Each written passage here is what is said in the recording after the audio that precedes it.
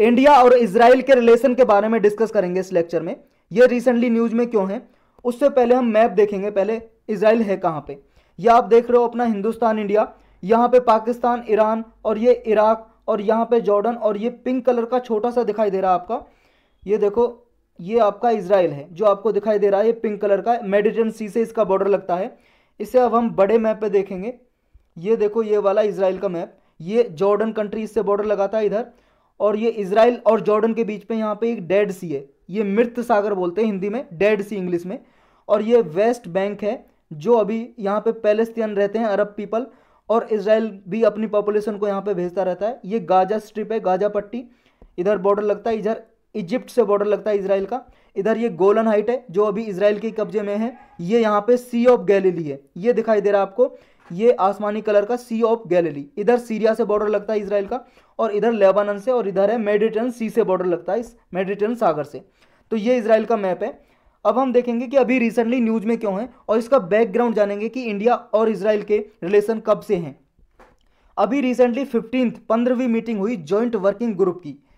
Joint working group बना हुआ है एक, जो डिफेंस के लिए कोऑपरेशन बढ़ाता है इंडिया और इजराइल के बीच में। डिफेंस मतलब रक्षा के क्षेत्र में बायलैटरल डिफेंस कोऑपरेशन इंडिया और इजराइल के बीच में हुआ। इन दोनों ने ये सहमति की, ये एग्रीड किया कि एक नई टास्क फोर्स बनाई जाए।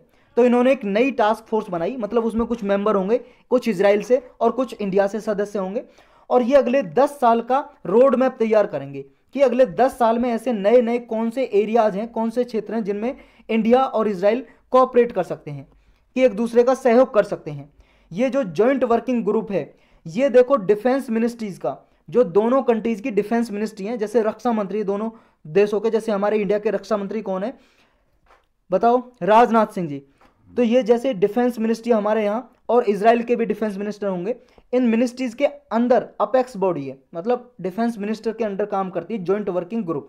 तो ये दोनों कंट्रीज की अपेक्स बॉडी है डिफेंस मिनिस्ट्रीज के अंडर। तो ये रिव्यू करती है और गाइड करती है कि जो बायलैटरल डिफेंस कोऑपरेशन है जो दोनों कंट्रीज का, कि रक्षा के क्षेत्र में दोनों एक दूसरी कंट्री को सहयोग करते हैं, तो इनको गाइड करती है कि और क्या आप स्टेप ले सकते हो आगे, और जो आपने स्टेप लिए हैं वो उसमें रिव्यू क्या है, क्या फीडबैक है, ये सब कुछ देता है ये जॉइंट वर्किंग ग्रुप। इस मीटिंग में देखो ये भी डिसाइड किया गया कि जॉइंट वर्किंग ग्रुप के नीचे एक और ग्रुप बनाया जाए, कुछ मेंबर दोनों कंट्रीज से लेके, जिसका नाम रहेगा सब वर्किंग ग्रुप। ये डिफेंस इंडस्ट्रीज में कॉपरेशन करेगा, यानी कि एक दूसरे कंट्री में ज़्यादा से ज़्यादा जो डिफेंस के लिए इक्विपमेंट यूज होते हैं, जैसे मिसाइल्स, हथियार, बंदूक, गोला बारूद, ये बनाने के लिए कॉपरेशन करें एक दूसरी कंट्री में।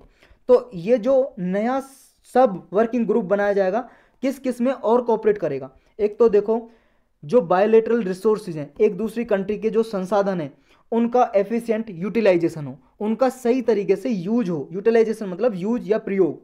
जो टेक्नोलॉजी है इजराइल से इंडिया में, इंडिया से इजराइल में, उसका फ्लो अच्छे से हो, एफिशिएंटली हो, इफेक्टिवली हो। मतलब एक दूसरी कंट्री, कोई टेक्नोलॉजी भाई साहब आपके पास है तो आप दे दो, हम यूज करें, कोई इंडिया के पास है तो इंडिया इजराइल को दे दे। नेक्स्ट है कि ये जो सब वर्किंग ग्रुप बनाया जाएगा, ये देखेगा जो सर्विस लेवल स्टाफ टॉक है वो करवाएगा, वो उसका शेड्यूल तय करेगा। इंडिया और इजराइल के डिफेंस कोऑपरेशन कब से हैं, पहले समझेंगे बैकग्राउंड। देखो 1962 में, 1962 में इंडिया और चाइना का वार हुआ, युद्ध हुआ, आप सब जानते हो। जब ये युद्ध शुरू हुआ तभी इंडिया और इजराइल की स्ट्रेटेजिक कोऑपरेशन शुरू हुई, मतलब इन दोनों के रिलेशन अच्छे बनना शुरू हो गए। 1965 में इजराइल ने, जब इंडिया का पाकिस्तान से युद्ध हुआ था 1965 में, उस टाइम पे इजराइल हमारा बहुत ही अच्छा पार्टनर रहा। इजराइल ने उस टाइम पे अपने कुछ हथियार सप्लाई किए इंडिया में। इजराइल ने देखो M58 160 mm मोर्टार एम्यूनिशन भेजा इंडिया में। ये देखो एक बंदूक होती है इस तरह के, एम्यूनिशन का मतलब है हथियार, वीपन्स, ये भेजे थे इंडिया में। और देखो ऐसी कुछ ही कंट्री हैं जिन्होंने इंडिया के न्यूक्लियर टेस्ट को विरोध नहीं किया था, उनमें से एक इजराइल भी है। इंडिया ने देखो 2 न्यूक्लियर टेस्ट किए, एक 1974 में और एक किया 1998 में। जब 1998 में इंडिया ने पोखरन में, पोखरन एक जगह है आपकी राजस्थान में, एक स्टेट है बाड़मेर, वहाँ पे पोखरन एक जगह है वेस्टर्न राजस्थान में, वहाँ पे ये न्यूक्लियर टेस्ट किया था इंडिया ने कि न्यूक्लियर बॉम्ब बनाए उसके बाद। तो ये न्यूक्लियर बॉम्ब बनाने के लिए टेस्ट किया था। पूरे वर्ल्ड वाइड बहुत सारी कंट्रीज हैं जिसके पास बॉम्ब थे, न्यूक्लियर बॉम्ब थे, न्यूक्लियर टेस्ट कर चुके थे ऑलरेडी, जैसे यूएस, अमेरिका। इन्होंने कंडेम किया था, निंदा की थी इस एक्ट की कि ये क्या है, और सारी कंट्री को भी प्रमोट करेगा, वो न्यूक्लियर टेस्ट करेंगे और ये आर्म रेस एक तरह से बढ़ती चली जाएगी। आर्म रेस को प्रमोट करेगा। आर्म का मतलब है यहाँ पे हथियार, कि लोग ज़्यादा से ज़्यादा ये न्यूक्लियर बॉम्ब बनाएंगे। और न्यूक्लियर बम देखो पूरे वर्ल्ड के लिए हानिकारक है। अगर एक बम भाई साहब कहीं पे फेंक दिया तो लाखों करोड़ों लोगों को एक साथ मार सकता है। तो बहुत सारे लोगों ने निंदा की थी, लेकिन और सारी कंट्रीज के पास भी तो थे, तो इंडिया ने इसलिए बनाया। लेकिन उस टाइम पे इजराइल ने और बहुत सारी कंट्री और भी थी इजराइल के साथ जिन्होंने इस बात की निंदा नहीं की, यानी कि इजराइल ने सपोर्ट किया हमारा पोखरण न्यूक्लियर टेस्ट का 1998 में। और इसके बाद देखो इंडिया पे बहुत सारे सैंक्शन लगा दिए, प्रतिबंध लगा दिए यूएस ने, अमेरिका ने और बहुत सारी और कंट्री ने व्यापार करना बंद कर दिया था जब पोखरण टेस्ट किया था 1998 में। लेकिन फिर भी इजराइल ने आर्म ट्रेड इंडिया के साथ जारी रखी। इंडिया के साथ फिर भी इजराइल बेचता था, अपने आर्म हथियार वगैरह बेचता था इंडिया के साथ।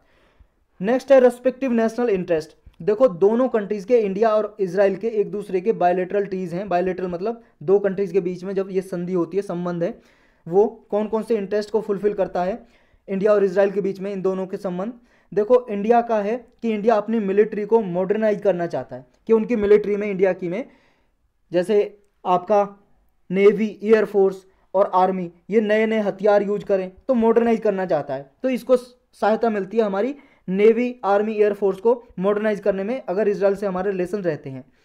इजराइल को एडवांटेज होता है कि आर्म इंडस्ट्रीज का कॉमर्शलाइजेशन कर सकता है। कॉमर्शलाइजेशन का मतलब ट्रेड कर सकता है अपने आर्म्स की, और इंडिया एक अच्छी मार्केट है। और स्कोप क्या है, देखो डिफेंस कॉपरेशन के साथ साथ इंडिया और इजराइल और भी कई एरियाज पे बात कर सकते हैं और करते भी हैं, जैसे स्पेस टेक्नोलॉजी में एक दूसरी कंट्री का सहयोग दे सकते हैं, सैटेलाइट वगैरह भेजने में और टेक्नोलॉजी डेवलप करने के लिए, काउंटर टेररिज्म के लिए, आतंकवाद को खत्म करने के लिए, साइबर सिक्योरिटी के लिए, जो साइबर क्राइम होते हैं, इंटरनेट के जरिए अपराध होते हैं, उनको रोकने के लिए, इंटेलिजेंस शेयरिंग के लिए इजराइल और इंडिया एक दूसरे का साथ दे सकते हैं। इंडिया देखो इजराइल का 2017 में लार्जेस्ट आर्म कस्टमर था, मतलब इजराइल से जिन भी कंट्रीज ने हथियार खरीदे थे उनमें सबसे ज़्यादा हथियार इंडिया ने खरीदे थे 2017 में। लगभग $715 मिलियन के हथियार खरीदे थे इजराइल से इंडिया ने। और अकॉर्डिंग टू देखो सिप्री की जो रिपोर्ट है, सिप्री एक ऑर्गेनाइजेशन है, देखो non profit organization, Stockholm International Peace Research Institute इसकी फुल फॉर्म है।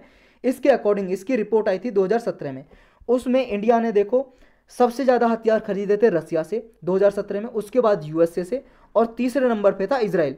तो इजराइल थर्ड लार्जेस्ट सप्लायर है डिफेंस आइटम का इंडिया के लिए, लेकिन इजराइल के लिए इंडिया सबसे ज़्यादा हथियार खरीदने वाला कस्टमर है। ये चीज़ आपको याद रखनी है। अब नेक्स्ट है डिफेंस टेक्नोलॉजी जो इंपोर्ट करती है इंडिया इजराइल से, उसके क्या क्या फ़ायदे हैं और कौन कौन से मतलब करती है, कौन कौन से डिफेंस इक्विपमेंट हमने खरीदे हैं इजराइल से। देखो एक तो अनमैन्ड एरियल व्हीकल्स, अनमैन्ड का मतलब ऐसे हेलीकॉप्टर वगैरह जो रिमोट वगैरह से चलते हैं, जिनमें पायलट की जरूरत नहीं होती, ऐसे कुछ हमने हेलीकॉप्टर वगैरह खरीदे हुए हैं। जैसे सर्चर नाम का अनमैन्ड एयर व्हीकल है, ये multi mission tactical unmanned air vehicle है। ये कैसा दिखाई देता है ये देख सकते हो, ये है भाई साहब सर्चर, ये इस तरह का थोड़ा हवाई जहाज सा है। एक है हरमेज 900, ये देखो ये भी अनमैन्ड एयर व्हीकल है। 2018 में ये अदानी डिफेंस हमारे इंडिया की कंपनी और एलबिट सिस्टम इजराइल की कंपनी, दोनों ने जॉइंट वेंचर किया और हैदराबाद में एक इनोग्रेट किया है इसको, हरमेज 900 को। ये कैसा दिखाई देता है ये देखो, ये ऐसा है कुछ इस तरह का एयरक्राफ्ट है, अनमैन्ड एयरक्राफ्ट है ये भी। नेक्स्ट है हेरोन नाम का एक अनमैन्ड है, मल्टी मतलब medium altitude long endurance unmanned air vehicle, मतलब अनमैन्ड एयर व्हीकल भी बोलते हैं इसे। ये है हेरोन, इस तरह का दिखाई देता है, आप ये देख लो, ये है हेरोन। नेक्स्ट क्या है, एयर डिफेंस सिस्टम हमने इंडिया से मतलब इंडिया ने इजराइल से खरीदे हैं। जैसे बराक नाम की एक मिसाइल है जिसे बराक 8 भी बोलते हैं, ये सरफेस टू एयर मिसाइल है, मतलब सरफेस से ये एयर में मार करती है। एयर में मान लो पाकिस्तान ने या चाइना ने हमला कर लिया, एयर में आ रहा है कोई मिसाइल आ रही है, या कोई मान लो एयरक्राफ्ट आ रहा है बॉम्ब वगैरह फेंकने के लिए, तो ये सरफेस से ऐसे इसे मार देगी, एयर में ही हवा में ही मार कर देगी। बराक 8 नाम की ये मिसाइल्स, ये है भाई साहब देख लो मिसाइल्स, बराक 8 नाम की मिसाइल से। नेक्स्ट एक क्या है, मिसाइल्स वगैरह और भी हैं, जैसे स्पाइक नाम की 4th generation anti tank missile है।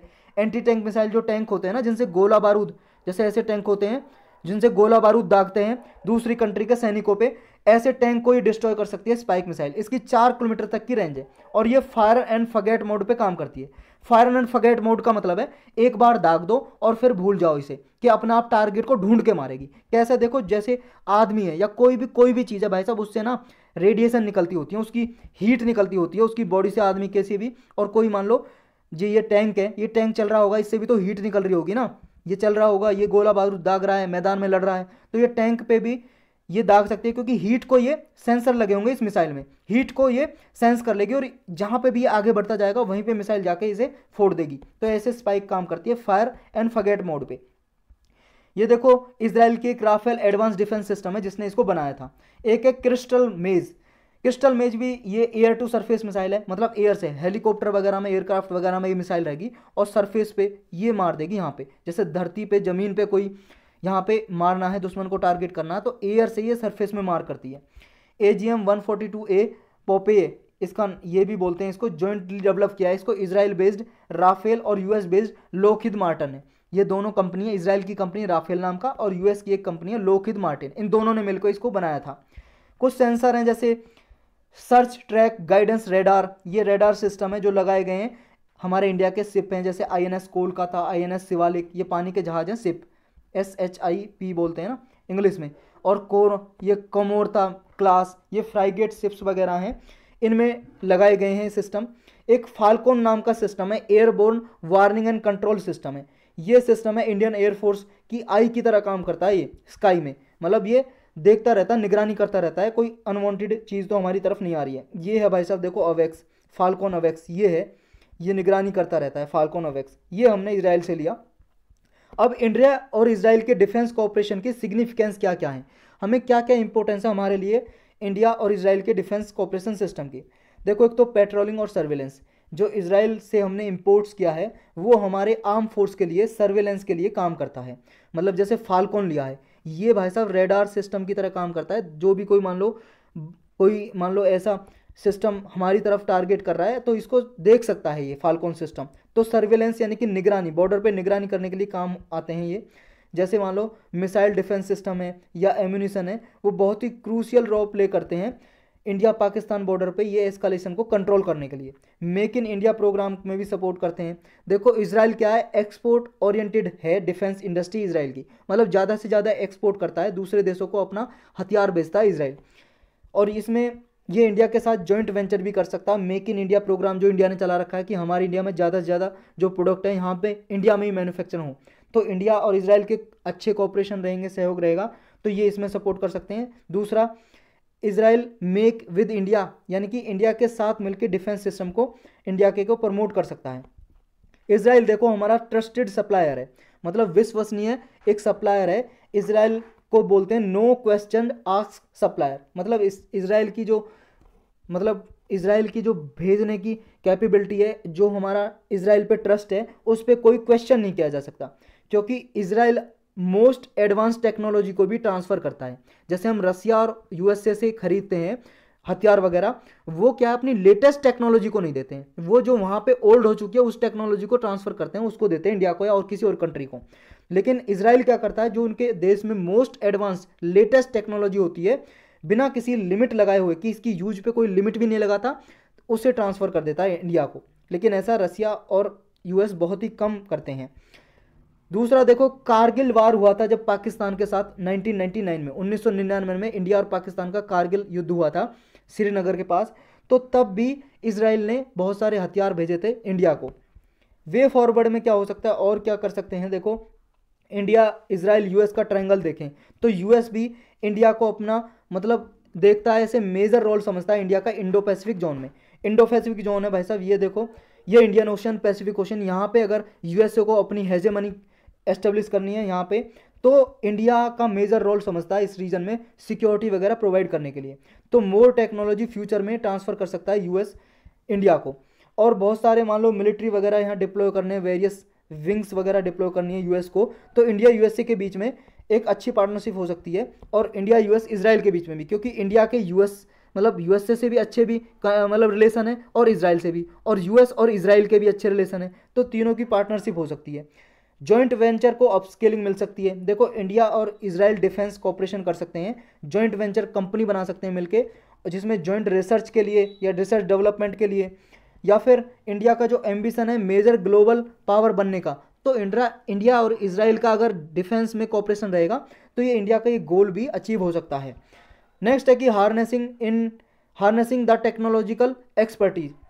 देखो दोनों कंट्री एक दूसरे को स्ट्रेटजिक कॉपरेशन में प्रमोट कर सकती हैं एक दूसरे कंट्री में, और ये स्ट्रेटजिक कॉपरेशन और फर्दर ग्रो हो सकता है और आर्म ट्रेड और इंक्रीज हो सकती है इंडिया और इजराइल के बीच में। आइडियोलॉजिकल और लीडरशिप को अगर हम देखें तो देखो इंडिया के पास अभी ये बहुत ही अच्छा समय है कि इंडिया टेक्नोलॉजिकल एक्सपर्टीज में अपने जो इजराइल से क्या है टेक्नोलॉजिकल एक्सपर्टीज मंगा सकता है और अपने सिस्टम को, डिफेंस सिस्टम को मॉडर्नाइज कर सकता है। मतलब इजराइल में जो भाई साहब साइंटिस्ट वगैरह या कोई एक्सपर्ट हैं डिफेंस इक्विपमेंट बनाने में, वो इजराइल से यहाँ पे मंगा सकता है और अपनी इंडस्ट्रीज़ में टेक्नोलॉजी को डेवलप करने के लिए यूज कर सकता है। तो यही थे बस इस लेक्चर में पॉइंट कुछ।